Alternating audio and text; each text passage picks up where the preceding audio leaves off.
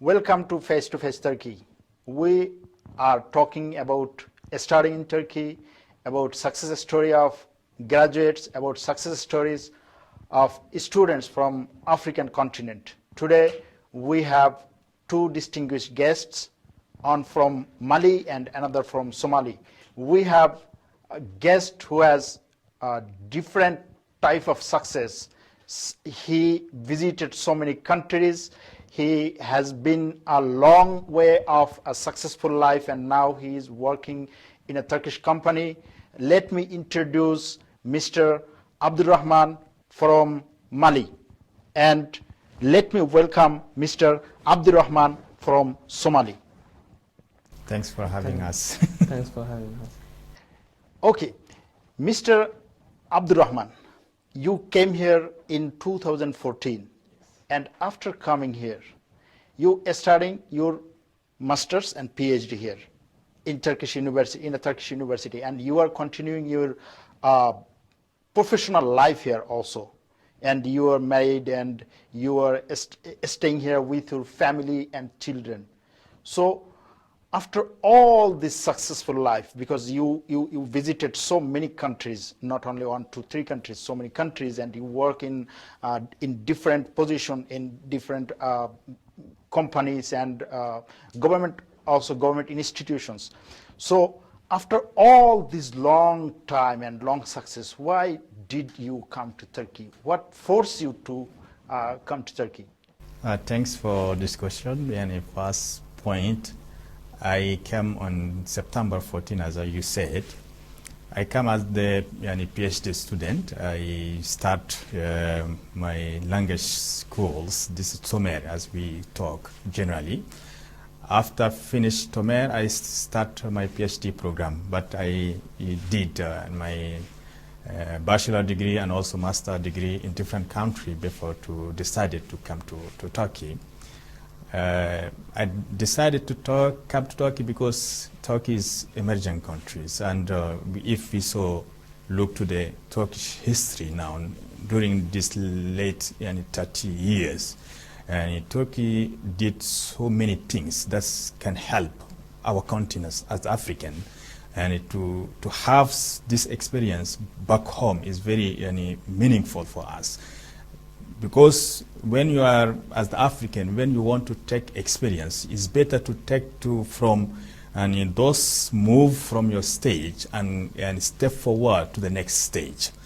Like, because if you are politically we are dividing continent into developing countries, developed country and emerging countries. So for the developing country at the African most of African countries, so it's better always to take experience and to see closely to those are emerging from your steps current situation to the step forward situation. So that was your first time. You came to Turkey first time. You did not come before that. No, before I didn't come to Turkey. So you did not know the language and nothing. I mean, your Turkish language was zero. Zero. Yeah. So how was Turkish language? I mean, was it difficult to you, because you know so many languages? I think was it difficult to you to learn Turkish language? And in the beginning, foreign language generally basically is need concentration and need practice. And it's not easy to learn foreign language, especially if the language is you are starting from zero. Like my case when I came in 14, as we know generally that's some war you can see some common war from Turkish between Turkish language and other language from Latin in general, also from Arabic. I came because I speak Arabic, so I can catch when in the street and also in the school I can catch some word. I can just know the meaning because I know that the word is close to Arabic. From this point I can understand what they are talking about basically, not in the full understanding. But when I start in the beginning in the Tomer, it was so hard to understand and to pass the exam of the Tomer. But with the practice and also with the help for different professors in the Tomer school, so we succeeded to learn the language and also to practice and they passed the first year without any problem. Yeah, also you are right that it's tough. I mean, when you learn a new language that that you don't know anything about that language, it's really very tough, especially for a person who has passed a certain age of his life. But I think it can be easier for a young teenager to learn a foreign language. Let us. I can also share a small experience about this point. Of course. When we were in Tomer, because it was divided into different age levels, and we had those are doing PhDs. We have also those are doing masters, and those are also undergraduation. So it was, and we can this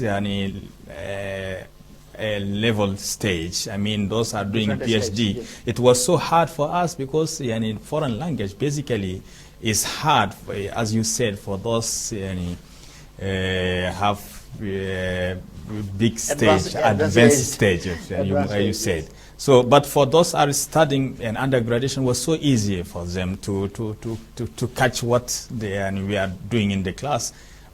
Generally, it was this kind of scenario was seen in the class. It was a bit complicated for those doing PhD, but small complicated or slight complicated for those are doing masters. But it's so easy for those are doing undergraduation. Yeah. Okay. Thank you so much. Actually, I did not know that the universities has a different phase for different steps, type of students. I mean, for masters and PhD and undergraduate students. And also because in 14 for our university, it was the first time to organize this Turkish language.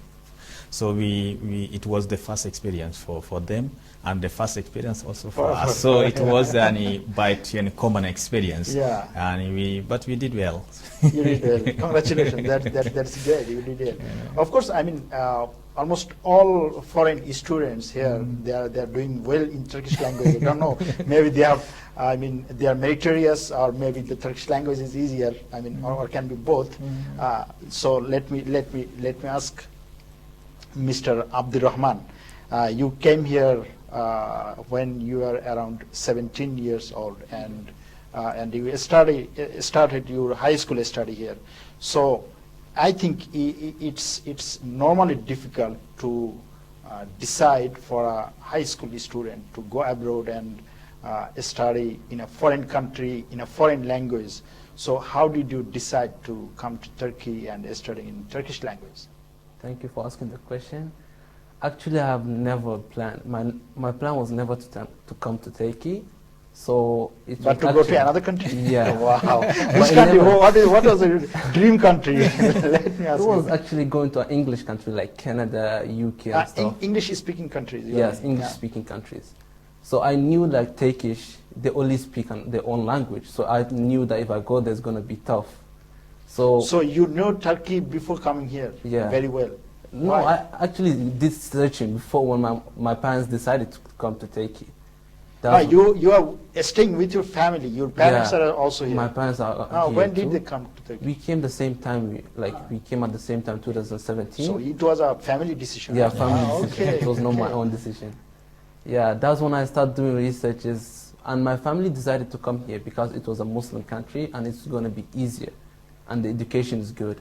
So when I came here, like everywhere I go, nobody speaks English, even a bit. So anywhere I go, maybe if I'm going to buy a milk or buy a bread, I used to use a Google Translate. That's how I used to do. Wow, that's a great initiative. Yeah. Then after a week, when we settled down, then I started going to the Turkish course. So how do you pronounce Turkish words in Google Translation? I actually type in English, and it shows them in the Turkish side, then I just show them. I don't pronounce anything. You just show them. I just show them and he gives me what I want. Sometimes Google tells you the wrong stuff, so you have to speak the sign language too.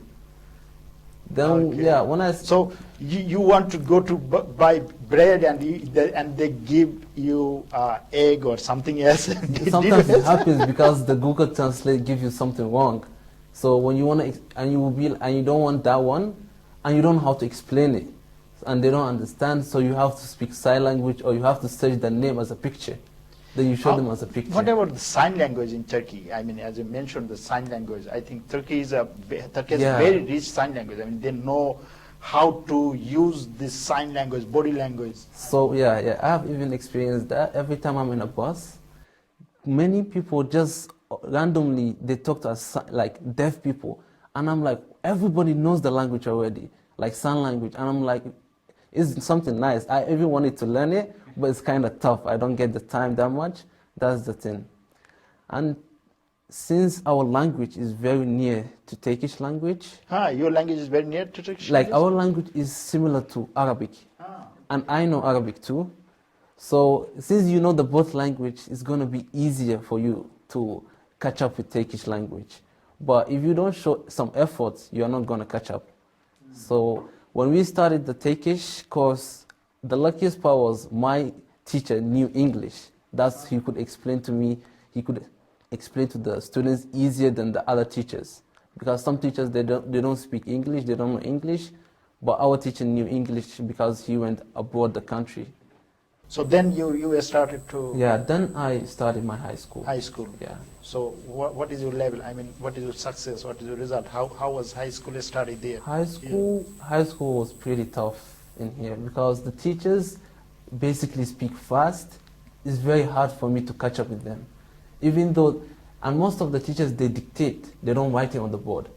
So all I do is I have to wait for one of the students finish their writings, then I have to take his book and write it from him. Then the easiest part is mathematics that I can understand it myself. Because mathematics has a universal words and universal meaning language, yes. Like for example, the Türk Edebiyat is really tough. You mean, Turkish, Turkish literature? Yeah, okay. Lectures. It's very hard for me to understand because it's really tough because the way they speak, they have hard words. Like for me, yeah, normally literature. I mean, all literature are the same. Yeah. Have the same characteristics. I mean, they use high, meaningful words and language. It's normally tough. Yeah, it's really tough. And then the hard part was only that part, but the rest I used to study myself, like from YouTube, from Google stuff. Because the teachers used to explain really fast. Even though I go to the teacher and I tell him I didn't understand, so would you mind if you repeat it to me? And he explains the same way, fast again. And I'm like, okay, thank you. I will just go sit down and I will just go learn myself from YouTube. So how long you continue this process? For 6 months or 1? For 1 year. For 1 year. Yeah, for 1 year. Then the next year, then I have get used to it. So it became easier for me. For like this year, I started at 10th grade. So that year I experienced everything. At the 11th grade, it get better. At the 11th grade, I just studied the first term. The second term, then the pandemic happened. That's why it was online and stuff. Oh, so you are attending online classes right now? Yes, I'm attending online classes right now. Thank you so much for sharing this interesting experience, and you are really a very hardworking guy. We understood that, and you made some creative things for yourself. That's great. So what about you? I mean, as the pandemic started last year, I mean earlier this year, and almost 2 semesters we don't have any physical classes. Yeah. So how your PhD is going on in this pandemic situation? Since I came to Turkey, because my program was in English and I was taking to my classes for Turkish language, I was also taking in my PhD program. So I finished so early my PhD program. Since in the beginning of 2016, I finished my program, and I took at the end of 16 my qualification exam, what they are calling the yeterlik sınav. Yes, clarification. I took it and passed. So I introduced my dissertation program. So since the beginning of 17, I'm not going to school. Okay. Except you are thesis Yeah, phase. in thesis phase. So I'm not going to school unless for the presenting the advanced level of my dissertation writing, and also to discuss some point with my advisor. Except that I'm not going to school. And still now I'm writing my dissertation. Working and writing is so hard, so tough to do it. We'll come to your work, after some time. But let me ask, what is your PhD thesis subject? What are you going to research in PhD? What is your subject in PhD? Why did you choose that subject? Yeah, because my program is international relations, diplomacy and international relations subject. So I love to work on the peace and conflict studies. So that's why I selected the UN peacekeeping operation framework. Because my dissertation is about the UN peacekeeping operation in West Africa. And I'm doing the comparative study between the UN peacekeeping mission in Mali and also in Ivory Coast. So Ivory Coast mission is ended, but currently Mali mission is still going on. So I'm making some slight comparison between the two according to some statistical analysis. We call it that contingency-based models. Yes. Okay, yeah. So you are an ambassador of peace. You will be an ambassador of peace. No, we love peace because at the countries, at developing country, we have always trouble for the conflict, and we need peace. So studying this framework, it is helpful for us. It's not only for the African region, it's all about the developing country. When you go to the Middle East, when you go to Asia, when you go to Africa, when you even go to Latino, you see all countries, those are stepping forward for the development and moving for the development. They have struggle for peace. So study this kind of situation is very helpful. How to intervene at the third party for the peace operation. This kind of situation is very helpful for us. That's why I want to be very specialized in this point. So you are studying here, you are doing your job here, and also you have your family and kids. How do you find out this time to give all these three different sections? Family is a very important part of our life. And if you have kids, then you need to give more time. And job is also need time. Yeah. And also you are doing PhD on a subject that is not here in Mali and other country. So how do you manage all these things? It's very tough to manage, especially for the situation of my job. Thanks to, I cannot say thanks, or it's fortunate or unfortunate, I don't know how to qualify. Thanks to pandemics, now we are not traveling too much. But during the normal life, we are traveling a lot. Minimum is 3 countries per month. And because we are exporting to 110 around countries around the world, so it's very hard for us. We are traveling all the time. So managing work and family and dissertation is so tough for me. But since I am so young, since the bachelor degree period, I used to have some classes how to for the time management. So how to manage time between different things. So I used to practice also since bachelor degree time. I'm doing well. I'm doing my job very well, very successful, I can say it, because since I took the office. You have 2 daughters, right? Yes, I have 2 daughters. So your daughters and your wife, do they know Turkish language? Because No, they are not. They're just speaking French and also Somalian language. Yes, yeah. So your family here, and you told about your study, and you are 10 class right now. You're a student of class 10. So how is your life with your family here? How do you enjoy your life here? Are you with only your family, or do you have surrounding and friends in Turkey and Turkish friends, and maybe friends from other country? How do you live your normal daily life here? Actually, since my family lives here, but I was living with my family, then I moved to organization dorm. A dorm is called Asmakopro. So I moved there. I moved there for a reason is because when you're in the family, you only speak your language. You know, we all Organization, you are talking about organization. Yeah. What kind of organization? I mean the organization that's supporting international students in different programs. In different programs from about all the countries. So do they have a dormitory? Yes, they have a dormitory. Yes, international students. International schools. Okay, so you shifted there. I shifted there because for a reason is when I was at home for 6 months, I didn't practice speaking Turkish. All I used to do was speak my language. Somali. I used to speak my mother language every time. So it was tough, like if you don't practice it, you won't catch up with them. So then I decided to move to the dorm, to the organization. And it was easier because everybody there speaks only Turkish. There are my friends, like there are some people who speak English, but the rules over there was to speak only. So all of they are from different countries. All of they are foreigners, and they are speaking Turkish language, a common language. A common language. They understand. Everyone understands each other. So the more you hear, the more you understand. The more you.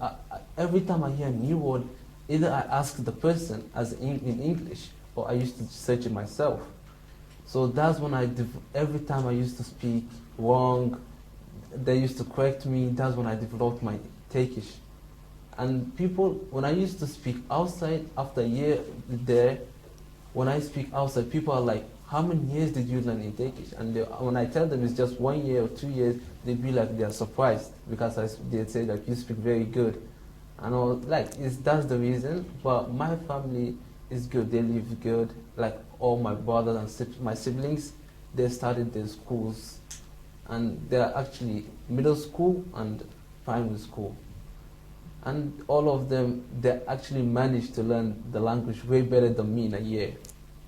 You know, when I came here, the first Turkish word I learned, the word is kardeş. Really, I remember the word is kardeş. That means brother. A Turkish friend told me kardeş, and I did not know what did it say. Then I have another Bangladeshi brother near me, and he said that this meaning of this word is kardeş. Do you remember what the first word you learned after coming to Turkey? The first word I learned in Turkey. Actually, I have searched it. I have learned myself. The first time I came, I was just watching YouTube language. So it's basically merhaba, the first word I learned. Because like everywhere I go, like when I need to go to market, that's the common one. Like when you greeting someone, that's the way. Yes, hello, merhaba. That's the first word because I was not going outside a lot. It wasn't new for me. I was actually living with my family. I used to not go out a lot because if I go, there's nothing to do. I don't understand nothing. So it's just like me walking alone. So I used to not go. I used to watch YouTube videos. That's where the first word in me, it's merhaba. That's the first word I've learned. So then you shifted from your home to a dormitory for your better study, I think, yes. As I understood. So is the dormitory only providing you opportunity for talking Turkish, or do any other thing? They provide a lot of opportunities.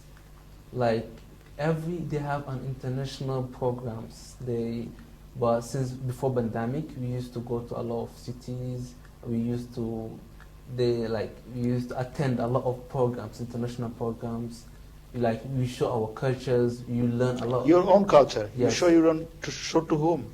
It's actually international. All the international students in Turkey comes in one place, and they show each of them show their international their culture, their traditional stuffs. So there's a lot of Turkish people is gonna come to you. They're gonna ask you stuff. So it have a lot of programs in the organization. So the organization gave you an opportunity to introduce your culture, your tradition, yes. Your country to Turkish people. Exactly. So you work there as a volunteer ambassador of your country. Really, Yeah. that's a great thing. I mean, to get that type of opportunity and platform to explain your country, to describe your country to Turkish people, this is a very good opportunity actually. So, what do you want to do after finishing your high school study here? There's a lot. I'm thinking a lot. Like, I didn't decide it yet. but- Again, you want to go abroad? I didn't decide it, but I'm thinking of maybe I may stay here. Like, I don't know if I get a university. I'm not sure yet, but I'm deciding maybe software engineering or civil engineering or mechanic engineering. So you want to go to the engineering side. That's great, great. Best of luck. We should wish you best luck, and we hope that you will get chance in top Turkish university, though it is not very easy to get chance in top Turkish university. Turkey have some top ranking university in the world, so we wish that you will get chance in that university after finishing your high school. Let me turn to Mr. You are working here in a company, and you told us that you before pandemic you visited, I mean, at least 3 countries every month. What kind of job is to give you that type of opportunity to visit 3 countries every month? Because we are exporter, we have 5, as the ACO group, Petlas is also known the Petlas or ACO group. We have 5 factories. So factories for the tires, factories for the batteries, factories for the wheels. So what is your position? And yes, I am a regional export manager and for the French-speaking country and also for the African markets. So all country like France, Belgium, Luxembourg, Quebec sides from Canada, and also I have customers in Netherlands, all African countries, North Africa, Sub-Saharan Africa. So we are at the negotiator, at the regional export manager, traveling to meet potential customers and also existing customers. Those we are working with them because we are exporting to 108, 110 around. It's updating daily. 110 countries around the world. At the tires, it take around 60% of our export volumes, while the batteries take around 30% and the wheels is take around 20%. So we are traveling all time to meet customers and to also discover new markets. Imagine in Africa we have 54 countries in Africa. And in Europe, we have many countries in Asia. So it's so easier to travel. But we are making connection. Example, when you are traveling, you are not traveling to one country only. You are traveling to 3 different countries according to the network. Example, I can travel from to London to Paris. From Paris, I can go to Belgium because it's easier. From Belgium, I can go to Luxembourg or to Netherlands. So this kind of connection we are doing. And also, I think Turkey give the geographical location of Turkey gives this type of opportunity. You can reach so many countries in Africa, in Europe, in Middle East within 3-4 hours of air traveling, I think. Yeah, some countries easier. Some country like in Europe, 3 hours, 4 hours you can reach. In North Africa also, like traveling to Morocco, to Algeria, to Tunisia, 2 hours, half or 3 hours you can reach. But some country you need 11 or 12. Like I traveled to Cape Town, to South Africa. It took 11 hours to reach. So it's so complicated some time. But because we are trying to be the most important export factories in not only in Turkey, even in all of Europe, East Europe. So that's why we are traveling so much to discover new market, to attack new market. and to try to keep our existing customer to reach new customers and in better to reach our level of strategy and also our competitive strategies. Yes, you travel a lot, but all of this travel were work travel, I think. I mean, a purpose for your job purpose travel. But in Turkey, I think almost all foreign students and foreigners travel Turkey, different cities for tourism, for holidays. I think you also travel yes, many places. I used to do. Sometime, example, if I took with my family, I can go to Antalya, I can go to Mola, I can go to any touristic areas, even just outside Ankara, like Beypazarı, like Beypazarı. Like Cappadocia. Yeah, Cappadocia is long, because traveling sometime with car, 8 hours is so hard. But Konya is close, Eskişehir, and it's so close. So those areas, so close area, we travel sometime by car, we travel sometime by plane. I used to travel to different cities in Turkey here, especially for touristic areas. Yes. So you love Turkish cities. I mean, every city. I mean, in Turkey, almost every city has history. Yes, has history, has nature. So many things. I mean, so many tourist attractive things Turkey has.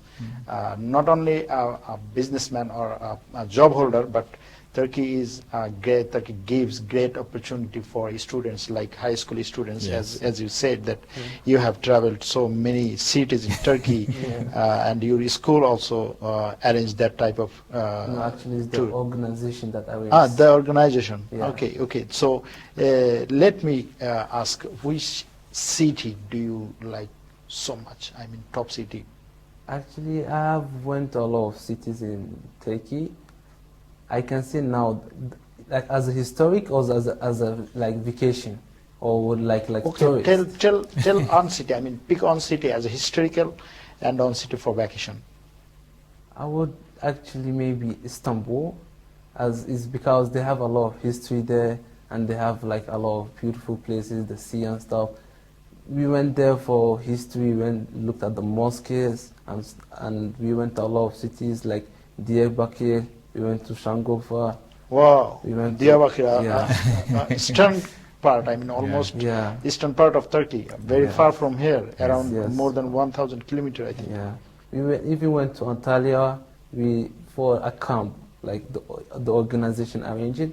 We went to a lot of cities and we saw a lot of history places.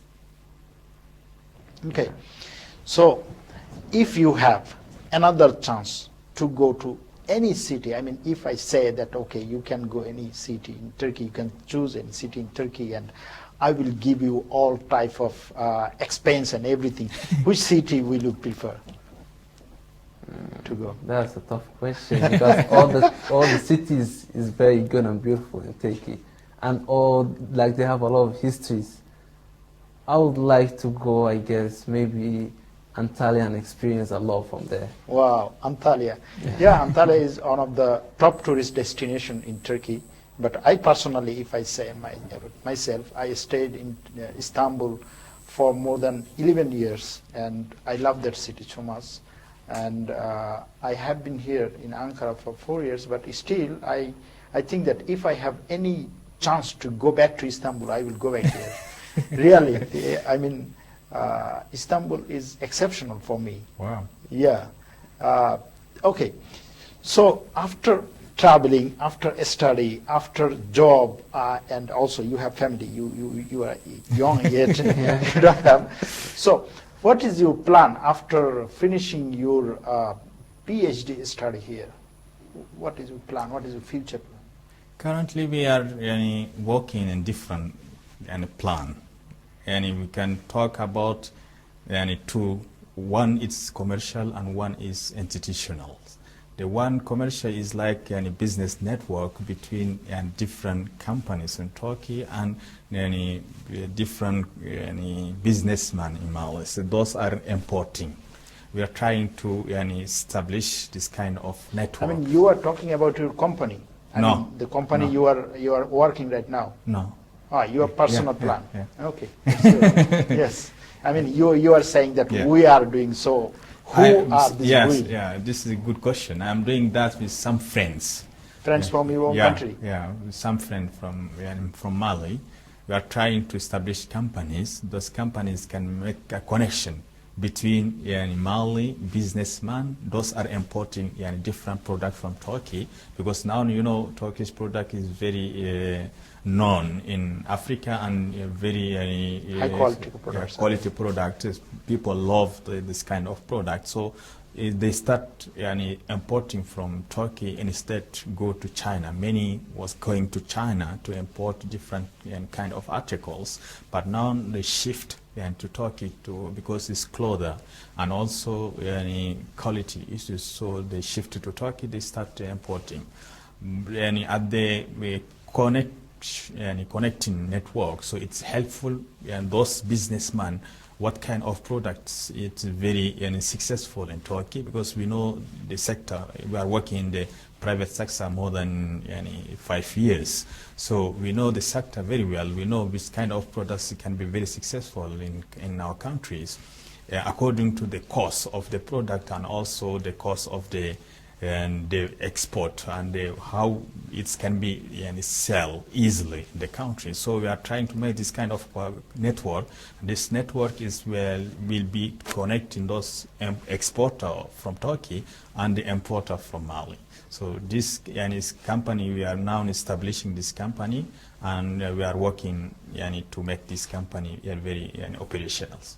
What kind of products that Turkey export to Mali? I mean, top products. And top products, we can say the clothes, and also the mobilia, as they are saying in Turkish language, and furniture. You mean furniture, and Turkish also furnitures. the construction materials, and also food stuff. Those are the top four. Foodstuffs, Turkish foodstuffs. Yeah, and Do you have the similar food not culture? food, is mean the alimentary, we said, and is like oils, oil. and some biscuit or chocolate, or those kind of things, chocolate, food, yes. food stuff.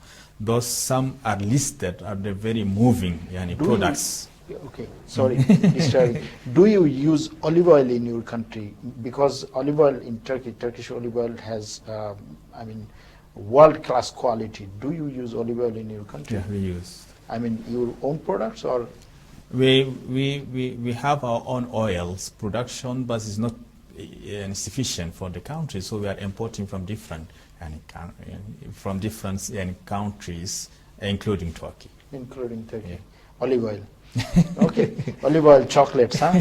That's great. But there are different list of food stuff there, and our importing from Turkey. So this is how we want to make connection between those are importing and those are exporting. So to make connection, and this connection it will be helpful for both sides. I mean, from Turkey side and also from Mali sides. This is on a commercial business side. And at the researcher, PhD student, we are planning also with some friend. Those are doing PhD now. We have project for an institution like the research center. Research center, The think research tank center, institution. established in Mali. It's not only for the Mali, but at the beginning it will be focused for the peace and also social sciences research frameworks. And then it can be developed to other regional or sub-regional countries, like those French-speaking countries, even maybe in the future for the English-speaking countries. So that friends, the friends you are planning with, all of them are graduating from Turkey or from different countries? Yeah, most of from Turkey. All of them, most of them are from Turkey. Yeah. So it will be run by Turkish alumni. Huh? Yeah. Do you have any alumni association, Turkish alumni association in Mali? Yes, we have from student graduated under YTB scholarship. They have association, and the president also is one of my friends. Wow. So you have very strong root there, huh? Very strong. Yeah, they are doing good. They have different program now, and they used to also to come for different program in Turkey. Those are organized by YTB at the graduate associations. What kind of supporting activities they are doing for students who want to come Turkey? I mean, students in a country who wants to come Turkey. What kind of activities they are doing there? You know, basically they are supporting all students. Those are scholarship holder from YTB. You know, and basically those are listed, are known in the country more than others. Those are coming at the private, because Mali students used to come here a lot and for at the private student. And also YTB started to grant the scholarship to since 2011, 12 we can say. So and this is association since established, they have contact with the embassy, Turkish embassy in Mali. Only unfortunate this year, due to the pandemic, this organization couldn't work, and also scholarship wasn't granted to, as far as we know, it wasn't granted to any Mali student. And once they got scholarship, they have list from the embassy of Turkish embassy. They start to contact them to help them, and it giving them some program. It's a really very great job they are doing. Yeah. Personally, you, Abdurrahman, and if I ask you that I want to go to Turkey, what should I do? How I can apply for a PhD program in a Turkish university? What should I do first? We used to receive this kind of question from different students from Mali. We do what we can do and to help them. We can direct them about application procedures, how to apply, and what kind of documents are necessary for the application. We used to help them for this kind of situation.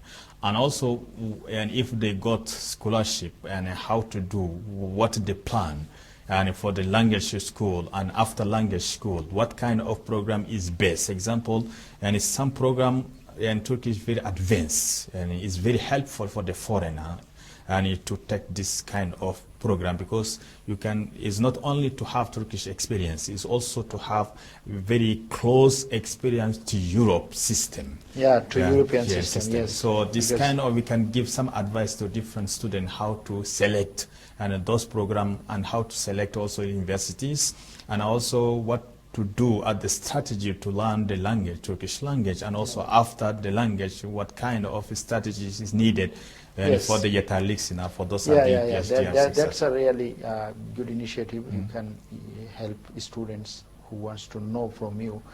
So Somali is a very, I mean, Turkey is very popular among Somalians, and most of the Somalian students want to come to Turkey. So as a high school student, what is your message to Somalians who wants to come to Turkey for high school study, even for university study? Actually, I don't know, but maybe university is way better than coming for high school, because high school is pretty tough for, actually, if a person comes for high school as a teenager, it's going to be hard, because the language, the education is hard for them to get used to it. But since we are always used to learning in English, and the teachers back in Somali, the subject is in English, but they explain it in Somali, in our own language, so it's way easier for us to understand. But since we came to Turkey, everything is in Turkish, and the English itself, like the subject of English, the teacher writes it in English but explains it in Turkish. So I would actually recommend a Somali, if I was actually have another chance, I would have come here for university. Because in a high school, it's hard, and the teachers, most of them is...